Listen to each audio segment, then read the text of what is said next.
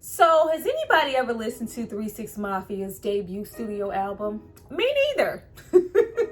Let's try it out together.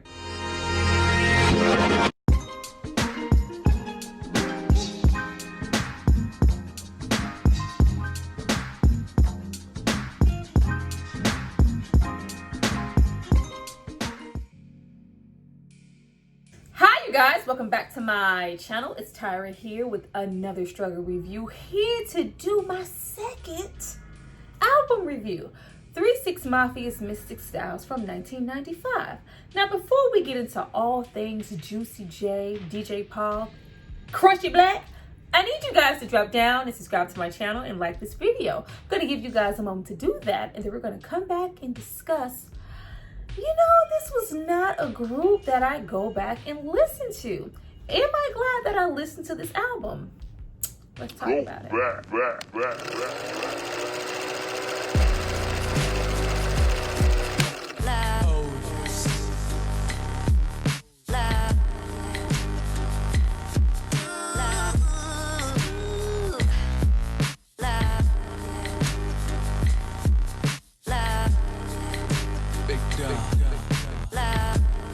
Now that you guys have hopefully subscribed to see more of me, let's get into this album. But before we jump into the music, I have to give a shout out to the person who paid for it and requested this. So if you happen to get your whole chicken head, set a club up, slob on my knob ass life, it's not because of me, it's because of this person right here. Thank you so much for supporting me and paying for this content. Now, 3 6 Mafia is a rap group consisting of DJ Paul, Juicy J, at times Lord Famous, Crunchy Black, Gangsta Boo, Project Pat. There have been many different changes in the lineup through the years. They're from Memphis, Tennessee, and they've been extremely active since the late 90s all the way to the later 2000s. They've had a lot of success as a group, and they've even had solo success as individuals, especially Juicy J and his solo projects and all the other songs that he's been featured on for other artists. But when we talk about hip-hop, especially down south hip-hop, people who were there from the start, people who are really influential, they are always forgotten. I literally never hear them mentioned in the conversation, and I'm guilty of that also. I always forget about this group. Now, I think we mostly remember them for their singles, you know, I Gotta Stay Fly, we know Stay Fly, Riding Spinners, bonk, bonk, chicken, chicken, ayy, chicken pants, slob on my knob, like corn on the cob. Check it with me and do your job. Hey, late on the bed. You know, we know those songs. And of course, I think everybody was really introduced to them via Hustle and Flow and them winning the Academy Award for, you know, it's hard out here for a pimp. You know, we can know it's hard out here for a pimp, and we can know sipping on some sit syrup. Sipping on some sit syrup. But you can also not be able to place a face to the name. A lot of the times when I picture these songs, I don't actually remember, oh, that's from 3 6 Mafia. I just happen to know these songs. Just as I can say that I have never sat and listened to a 3 6 Mafia album from front to back, of which I thought their first studio album was Choices. Wrong. They were around way before that, and it's, Mystic Stylez, which we are about to get into right now. I didn't know, how deep it ran as far as talent. Looking these guys up, I had no clue that both Juicy J and DJ Paul did all of the production, everything for every single one of their albums since the 90s. Had no clue. Like, oh, y'all talented. Let's get into this album. All right, now, so this first track is The Beginning. It's pretty short, so I'm assuming that this is just the intro to coast us into the actual next song. But let's see what it's giving. Oh, yeah.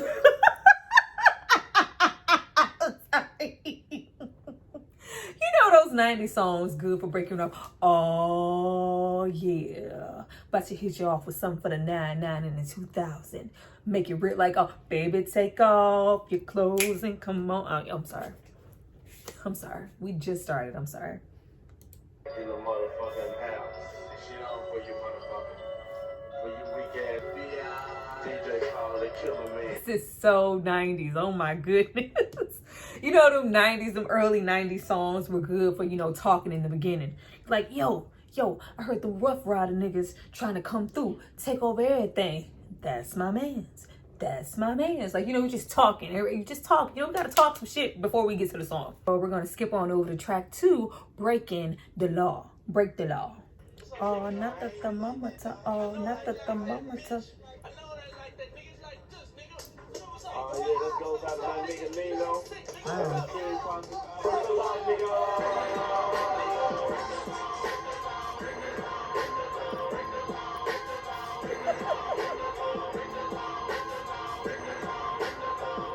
See how they come through with the beat? I was all prepared for more talking, and you come slapping in with some Break the Law. Okay.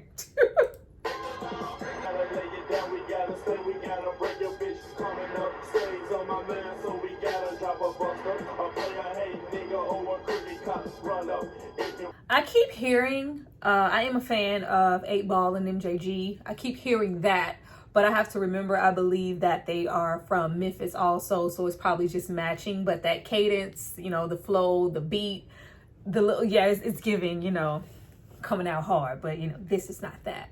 But I'm liking it so far.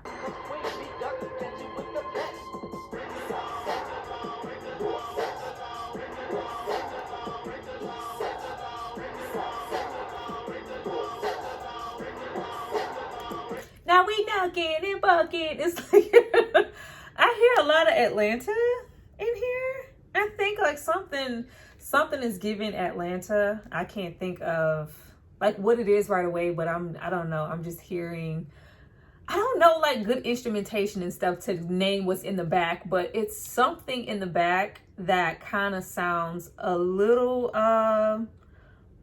Atlanta, but it's also like this Bone Thugs and Harmony type of shit. Like, I don't know.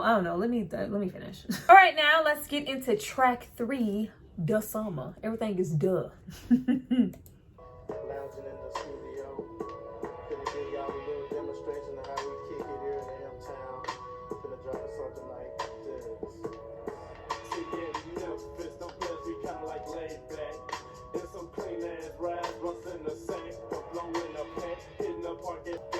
You can also really tell that this is their like first real album or whatever. Now that I know that they were doing all of the producing like on every single song by themselves, you can kind of tell, especially with the albums that they later had, you can tell that they grew and the production got better, because it's not, you know, it's not bad, but everything isn't as crisp or clean as you would expect for a studio album to be. It's really, you know, gritty. It feels like this is our first effort.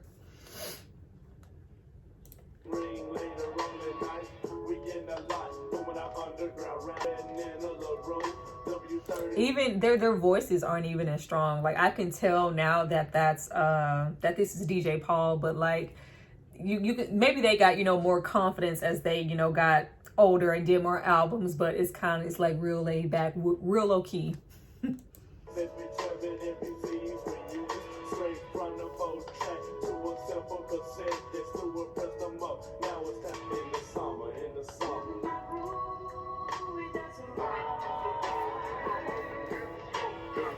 Hey. Got real H-Town for like 2 minutes. Hold on.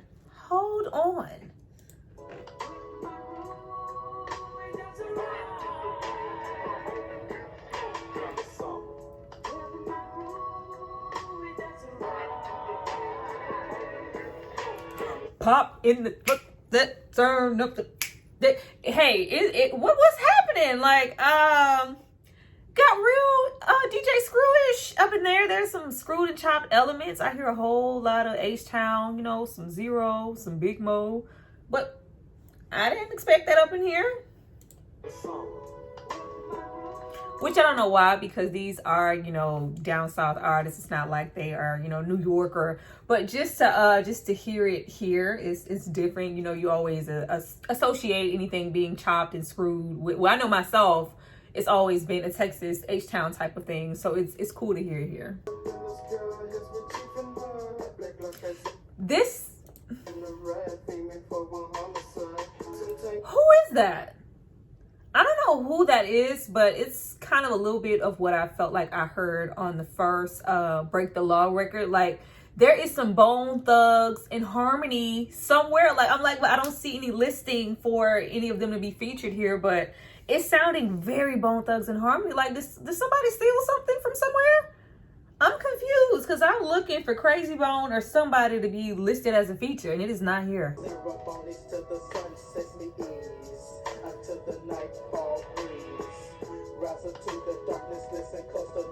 No, something is off. You know what? I need to check something.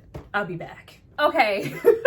First, I absolutely can appreciate the influences that I hear. You hear a whole lot of early 2000s screw movement when we had, you know, all the artists come out like Lil Flip, Mike Jones, Paul Wall. You hear a whole lot of that, but that's, you know, screw is a Texas thing. But it's nice to know that it wasn't just Texas-based artists who were ushering in, you know, that screw sound to be used later on in something like the early 2000s.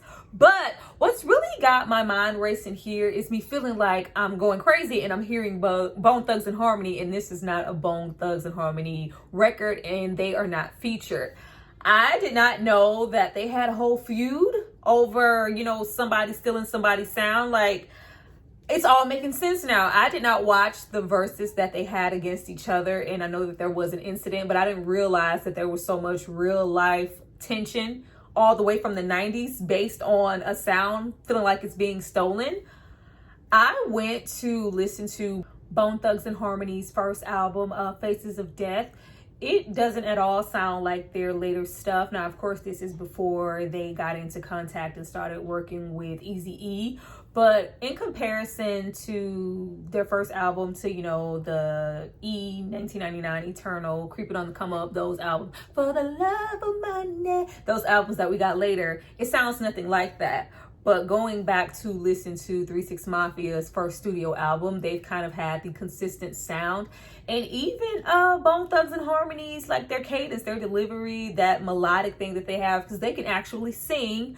It's not that present on their first album. I'm not saying that anybody stole anything because I don't know, but I can't help but see that they did switch up their sound moving forward as they could. You know, these are different producers coming, you know, together to create something, but everything over there was pretty much LA based. So for them to kind of switch up their sound to, I guess, a 3 6 Mafia SNS. And it's strange because 3 6 Mafia sounds nothing like Bone Thugs and Harmony, especially when they got into their bags and their own separate career. Like 3 6 Mafia can never do break down, instead of breaking me on down. If I could teach the whole wide world to be a thug in harmony. That's not them. You know, it's two totally, completely different sounds. But somebody who is rapping here within, you know, the 3 6 Mafia situation, they do sound a little bit, you know, Bone Thugs and Harmony-esque. Who, you know, did it first, or who decided to be, you know, singing or whatever, or have a bit of a melody to their rap. Who knows? But that's another thing with me listening to this album so far, and I'm only like 4 tracks into 15 freaking tracks. But they don't have 3 6 Mafia, their voices aren't as distinct as they, you know, became later on in their career as far as their delivery. Like, even now, up until this point, I still haven't felt like I really heard Juicy J. And Juicy J has a really, really distinctive rap voice. All right, now we have track 4. All of that to just get to track 4. Live by Your Rep. Is this a Bone Thugs and Harmony diss track? Like, all y'all made me go all the way and search that up when a diss track was coming up. Oh, okay. Oh God. This is a Bone magazine here interviewing the 666 Mafia members who is a unique quality of rap style. What would you do if someone tries to duplicate your idea? Like, if Bone Thugs and Harmony just, you know, cascaded in and started singing, I wouldn't be surprised. Like, this sounds like their music, but this is 3 6 Mafia. So it's just, you know, a thing of who was first and who stole what from who. If anybody stole anything at all, you know, this is early on. People were still figuring things out.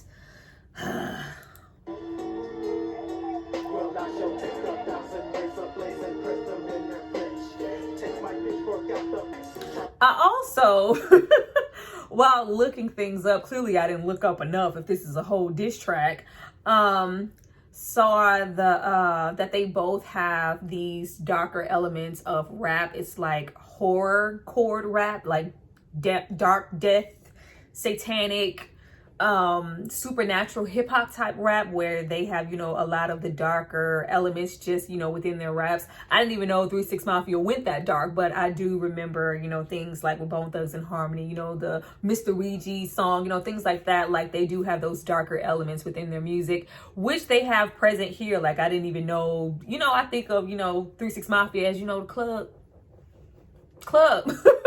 You know, it's, you know, get hypey in the club, but early on, clearly they had a different, you know, aesthetic to themselves, and they were into the darker realm of rap, which Bone Thugs and Harmony seemed to like really stick to. So I feel like they maybe kind of, you know, switched it up to like make themselves more distinctive, because this song right here, diss or not, this shit sounds like Bone Thugs and Harmony, Lord.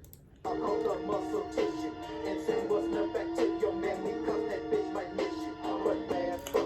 is that?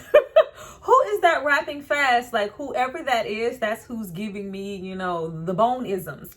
But I don't know who that is. I know that's definitely not DJ Paul. It's not, you know, a Crunchy Black or anything. And it's show not Juicy J. Like if it is, like I would be surprised if they've switched up that much to where they sound distinctively different. Because once again, I don't feel like I've heard him yet. But who is that?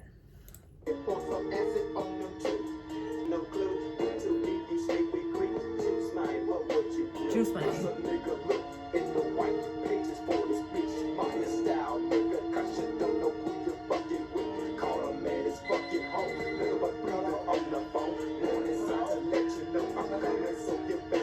All right, now here's Juicy J. And even then, you know, once again, I think that, you know, the group had to find their way, because, you know, Juicy J is real, you know.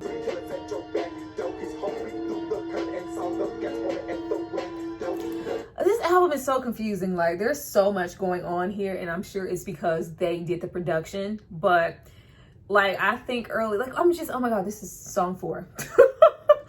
I felt like early on I heard, you know, elements of crunk, which I still do. I think it's certain chords, it's just certain things, but at certain times I feel like I'm hearing like some trap ass music, or, you know, some future estimate. Like it's so many things here. Like we're going to move on to track 5.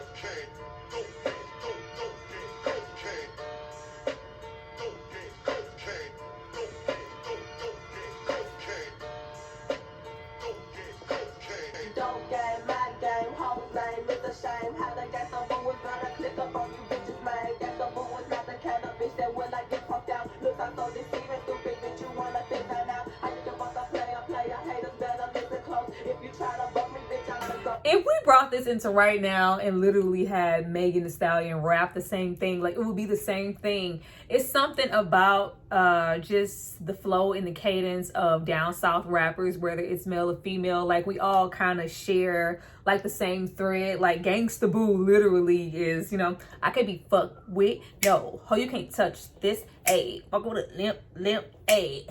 I'm gonna cash shit out. Once again, sounding very current. Like it's just crazy how certain themes and sounds in music, which we know like there's literally nothing new under the sun, but the way things flow and travel through, you know, time to where something featured here in 95 can sound very much like 2022. Let's get into the next track. It is Now I'm High. Let's see. More of that screw, you know, hey.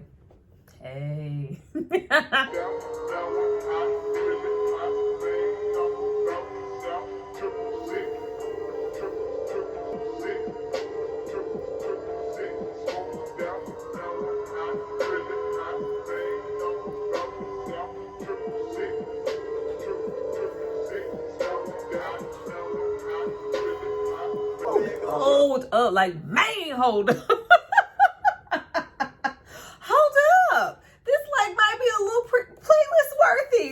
Something I would come back to, you know, me being biased, my Texas ass, like, oh, it's some screw, I'm gonna play this again. Like, this is very much so Candy Paint, Bang in the Trunk, Swangers ass worthy. Hold on.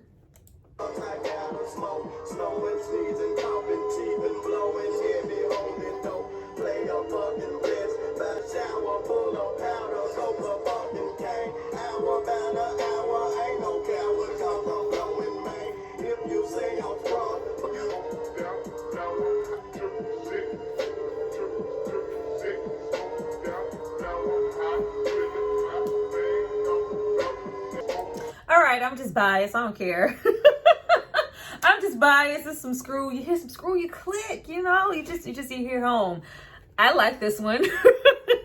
I mean, I like pretty much every single song. Nothing like distinctively has just like popped out to me. Everything just, you know, sounds current and familiar. And you just hear so many I guess influence for you know, a little bit of everywhere, not only, you know, situations like H-Town, but like I said, in some records I hear Bone Thugs and Harmony, and some records I hear a little, you know, God blessing all the trap niggas. And other records I feel like I'm hearing, you know, let's get this thing crunk. Like, it's very much so layered, and like a testament, I guess, to their talent for this to be, you know, one of their first albums, and them, you know, handling all of the production and the writing from this point. That is really commendable. Track 7, Long Night. I got a plan and command on your ass, bitch. The little short young niggas is what cash. Get you be a pro black nigga, left blade over your ass. So zero by Cooper Crunch and juice by Boo is gas. Hope it's a whole lot of demons in my world today, which means you run to a nigga like cool. Come on, UGK. Come outside. Like, this is a weird album. This is a weird album. Like, how can it be so old and sound so current, but sound so mid, I don't know, freaking 2000s, so Atlanta, so crunk. Then we get, you know, come on back down to Texas. But then, you know, we come here and it's just like, this sounds super 90s. This sounds very much, I got a pocket full of stone.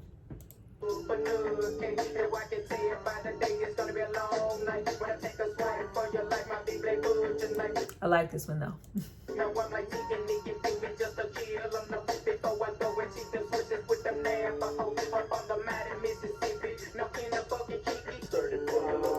I keep, you know, hearing little satanic, dark things throughout, like, each of these songs. Like, I never knew they were this dark. Like, I have never, you know, taken out the time to listen to any of their like albums in full, but is this like a running theme? Is this something that was going on then that they kind of left by the wayside? Or are we talking about supernatural, satanic ass rituals, deals with the devils type things on every single record? Let me know. Track 8, Sweet Robbery, Part 2.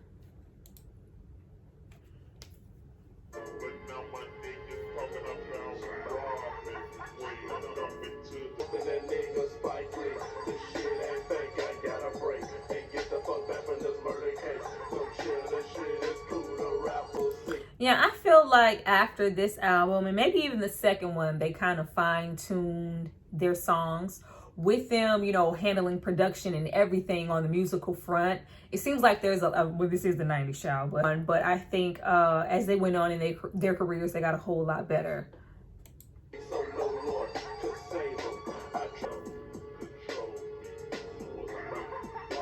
See, it's making me conflicted because this is definitely not, you know, one of my favorite tracks so far. But, you know, then they sprinkle on, you know, those screw elements, giving me, you know, a little Ghetto Boys, a little Fat Pat and whatnot.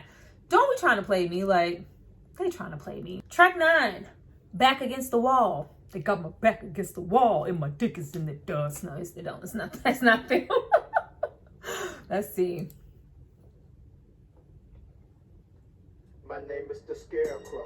Busters they approach, they really don't know me too well. I put in the 50 run magazine, watching the spirits like I did a share. Man, that's fucking Bone Thugs and Harmony. Like, absolutely. Absolutely not. Like, I'm probably not even giving this album, you know, it's like due justice, but I keep hearing freaking Bone Thugs and Harmony. Like, I really want to know who came out with what first, because like even the way that this beat is going, looking up Bone Thugs and Harmony as far as production, with them doing their own production here for everything.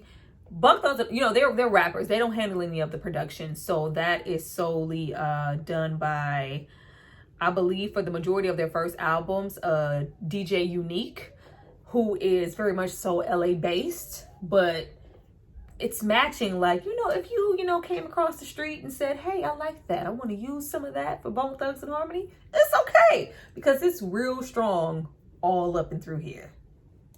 I put a salt up on my coat, pump it twice and watch it tear up your damn rug. Oh no, we do not mind them by watching genocide. Oh no, we do not mind. Anywho, I like the song. I like this song way better than Sweet Robbery. I don't know, that one, you know, it wasn't give me what I think, but I like this. They want to love the people, they do want to make. And my fingers refuse to release when I'm squeezing the trigger, I mean a million.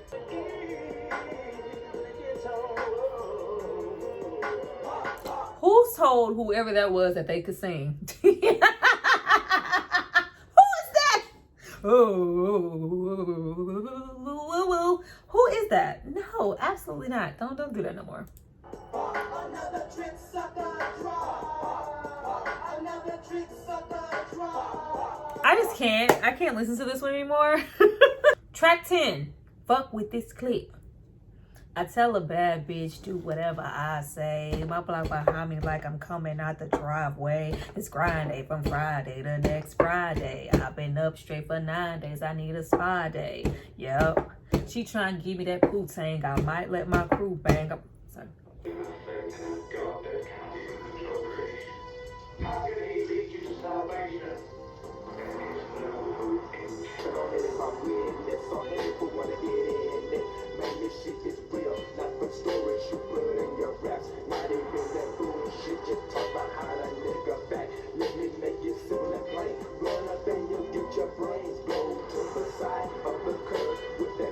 This is not club music.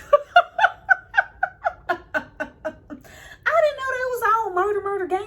Like, I rarely like listen to, you know, other than the songs that, you know, they're most popular for. Like, y'all really was rolling up, you know, but that's oh.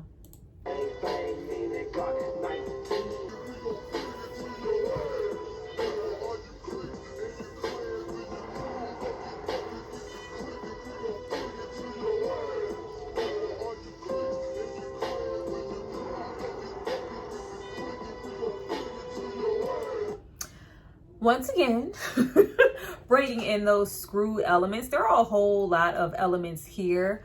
I do like majority of what I've heard. I do wish that there was a little bit more switch up, you know, asking for a lot. This is 95 child, but just a little bit more switch up as far as the tempo of the songs. Like, out of all of them, like, maybe I'm, you know, on my 10th or 11th track, I have lost count, child, but nothing has really like stood out to me a whole lot. And I'm just waiting for that song that's like, oh shit. I didn't get that one yet. Track 11, 12, I don't know. All or nothing. All or nothing. Come on, give me something.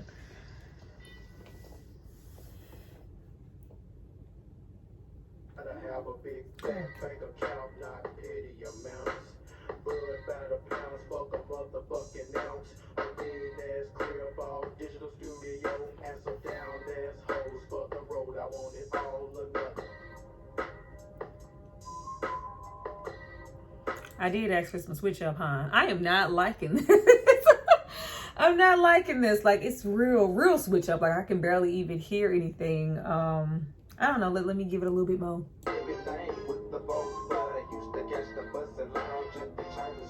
All right, that's enough of all or nothing. All or nothing said, hey, it's the 90s and you're going to get this synthesizer, okay? That's what this is. Once again, I mean, it's weird for us to get, you know, later in the album. Like, what I've heard so far, they kind of feel like this one definitely felt like more of a filler song. Like, hey, we got a quota of songs that we need on the album. Let's just put that on there. But it didn't really, you know, it gave me synthesizer. Next track, Gotta Touch 'Em, part 2. Do you really wanna touch? Do you really wanna touch? I'm sure it's not that. Gotta Touch 'Em. Let's see. What's up, power? Shit. Man, check this shit out, man.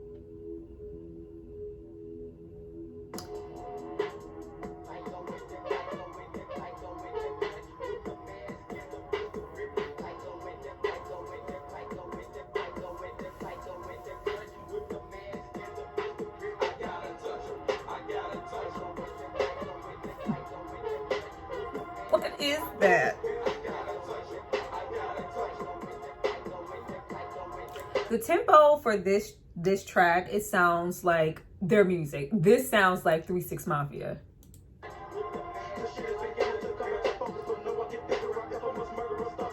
Please tell me who that is rapping. Somebody drop down and tell me who this is, please.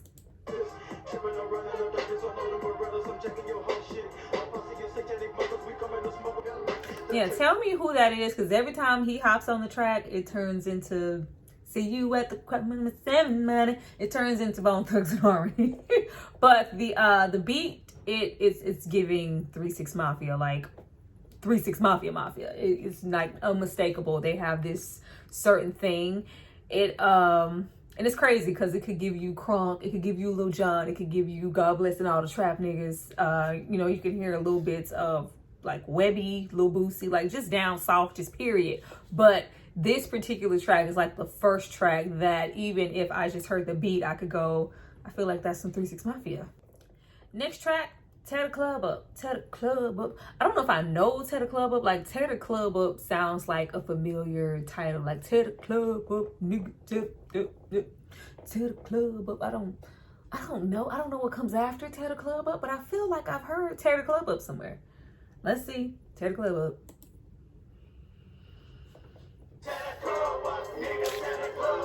Hey. And I don't even fucking know this song.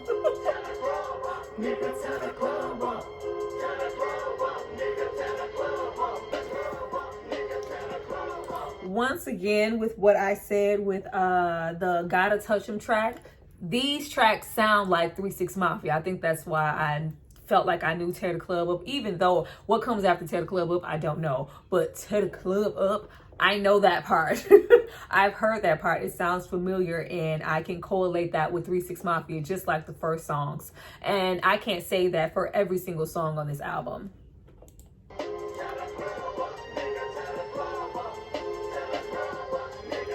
He said you're gonna get this synthesizer.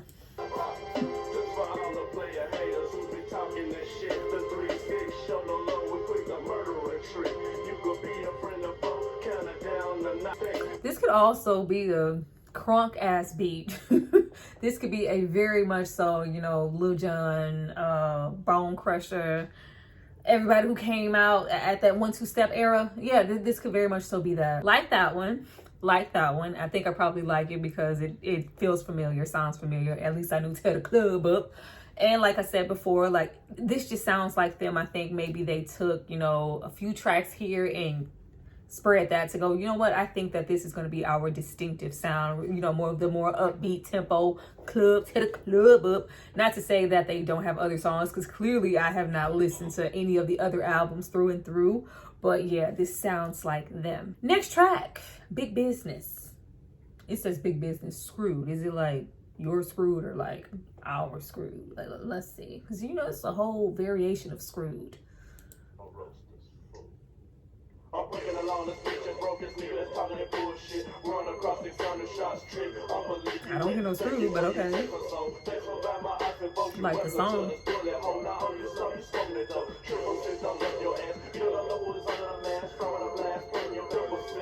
How you gonna try to get hypey at the end of the album?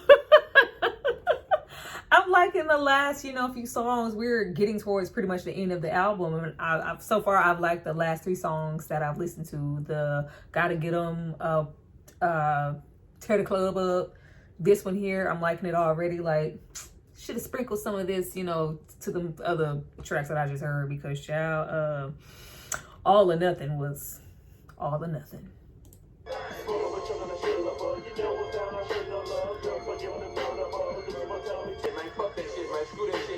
I was about to say, I ain't heard nobody screw. Said screw that shit for them niggas in Texas. Thank you. I was about to say, where's the screw part?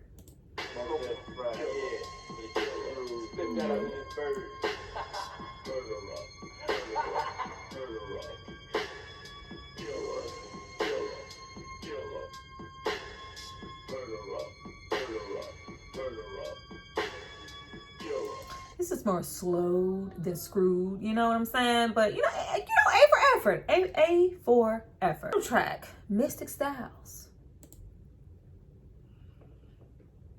Oh yeah, we finna get ready about that smoked out, lumped out part 2.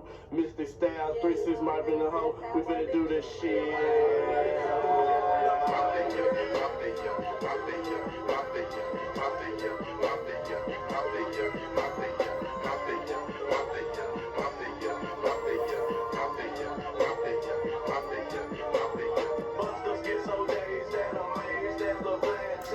Somehow them trying to turn up towards the end of the album. Don't try to turn up now. Y'all been chilling. I was coasting through the middle. Like the first part of the album was like really eclectic. It was given a whole bunch of sounds. Not that it wasn't good, but there are so many elements of so many different things, which is great. That means that they were ahead of their time, especially with them like they're producing. That's a whole nother, you know, bag of tricks. But it was a lot of stuff there, especially with that Bone Thugs and Harmony all up and through there. Like midway, we were coasting. I wasn't really vibing with anything. The last few tracks though, like Turn Up City, Turn Up, Dallin, Dallin, Dallin, Spit Hot Fire. What happened?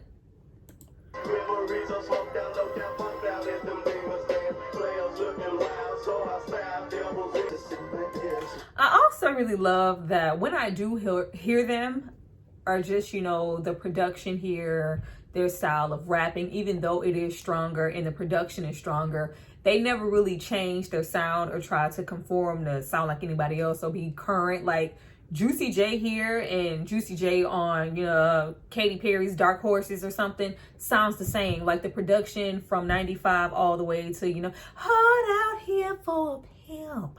The same. Like I love that. Like stick to your shit. I love it.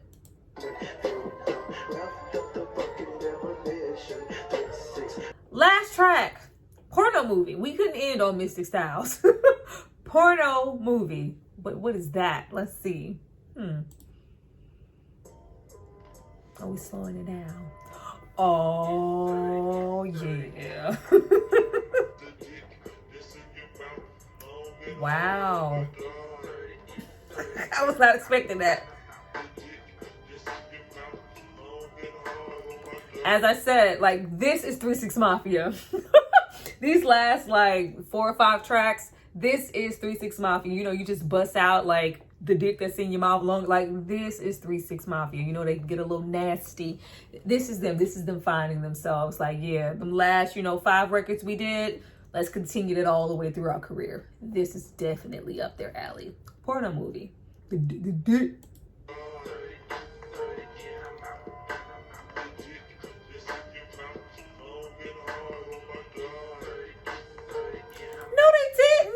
Funny how time flies when you're having fun. They came through with the chant. Ooh, baby. They trying to come outside with the samples. Okay. This is 3-6 Mafia.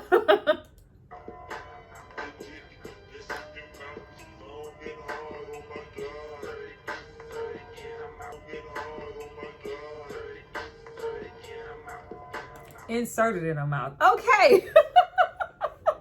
Those were all the tracks. Like, I felt like they really got into their bag at the very end of the album for me to go like, okay, this is definitely 3-6 Mafia. The first, you know, few tracks, I did not mind them at all. I thought those were executed well, as, you know, really great as well. As I said, there are a whole bunch of different sounds here. I think what threw me off the most about this album that I just went in to judge strictly a 3-6 Mafia album, but when we got those elements that I felt like were Bone Thugs and Harmony, that completely threw me off. But hopefully, you know, I got through the tracks as well as I could. Of course, as you saw, there were some songs that I didn't like so much. All or Nothing was nothing. Fuck with this click. You know, just you know, a couple of those and a few songs before that one. They just, you know, they were okay, but they just weren't my cup of tea. But the ending tracks of this album, definitely 3-6 Mafia. But that is, you know, my review for this album. I hope you guys enjoyed it. Please drop down and tell me what you thought about it. Have you ever listened to this album? Did you enjoy, you know, listening to it here? I look forward to, you know, hearing you guys' opinions. I always look forward, especially when I, you know, try out different stuff. Y'all know I'll be trying to come outside, you know what I'm saying? But thank you guys so much for watching this video. I'll see you guys next time. Bye.